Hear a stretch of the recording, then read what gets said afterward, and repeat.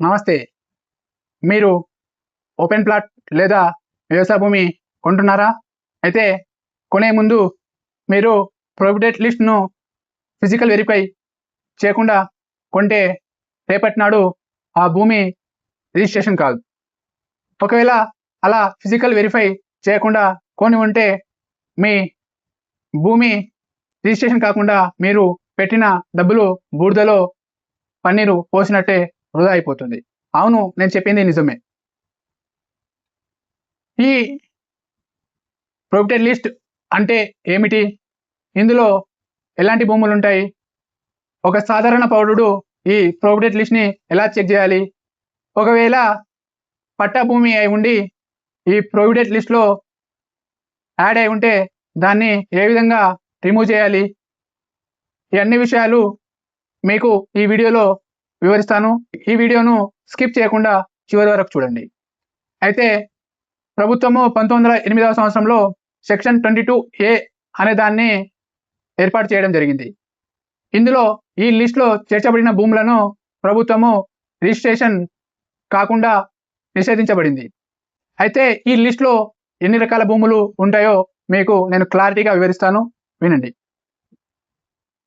22A section 1 class A, B, Dలో కేంద్ర రాష్ట్ర ప్రభుత్వాల భూములు ఉంటాయి. అయితే ఇందులో ప్రభుత్వ పోరంబోకు భూములు, గాయల్వారి భూములు, సీలింగ్ భూములు, ప్రభుత్వము రోడ్ల కోసము, ఫ్యాక్టరీల కోసము తీసుకున్న భూములు ఇందులో చేర్చబడ్డాయి.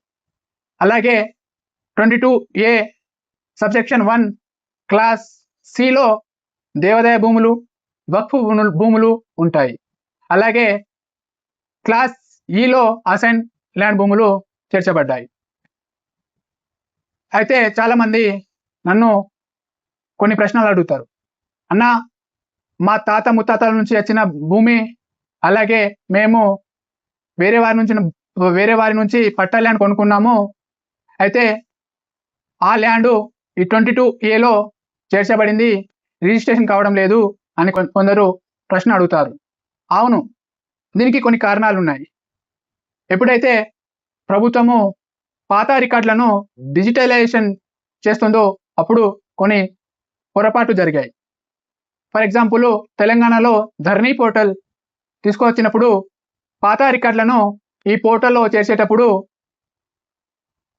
ఈ మిస్టేక్ జరిగింది. అలాగే సర్వే నంబర్ మిస్సింగ్ అవ్వడం, అంటే ఒక సర్వే నంబర్ పైన కొంత భూమి గవర్నమెంట్ ల్యాండ్ అయి ఉండి మిగతా భూమి ప్రైవేట్ ల్యాండ్ అయి ఉన్నప్పుడు మొత్తం సర్వే నంబర్ని అది ప్రభుత్వ భూమిగా చేర్చడం జరిగింది. ఈ కారణాల రీత్యా కొందరి ప్రైవేట్ భూములు కూడా ఈ లిస్ట్లో చేర్చబడ్డాయి.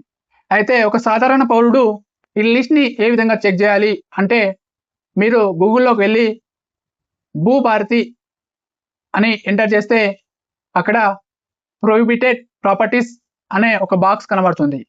దానిని క్లిక్ చేస్తే అందులో మీరు మీ డిస్టిక్, మీ మండలము, మీ విలేజ్ పేరు కొడితే అక్కడ ఈ 22A సబ్సెక్షన్ 1 క్లాస్ ABCDE అనేవి కనబడతాయి. అందులో మీరు క్లిక్ చేస్తే అక్కడ మీ ఊరిలో ఉన్న government lands list survey numbers అన్నీ అక్కడ మీకు కనబడతాయి. అందులో మీ సర్వే నెంబర్ ఉందో లేదో చెక్ చేసుకోవాలి. తర్వాత పొరపాటున ఈ లిస్ట్లో మీ పట్టా ల్యాండ్ అయి ఉండి ఈ సర్వే నెంబరు యాడ్ అయి ఉంటే దాన్ని ఏ విధంగా రిమూవ్ చేయాలి అంటే, ఈ పోర్టల్లో application for removal of prohibited list అనేది ఒక మాడ్యూల్ కనబడుతుంది. ఆ మాడ్యూల్లో అప్లికేషన్ పెట్టుకోవాలి. ఆ అప్లికేషన్ పెట్టే ముందు మీ దగ్గర మీ భూమి ప్రైవేట్ భూమి అని రుజువు చేసుకోవాల్సిన అవసరం ఉంది.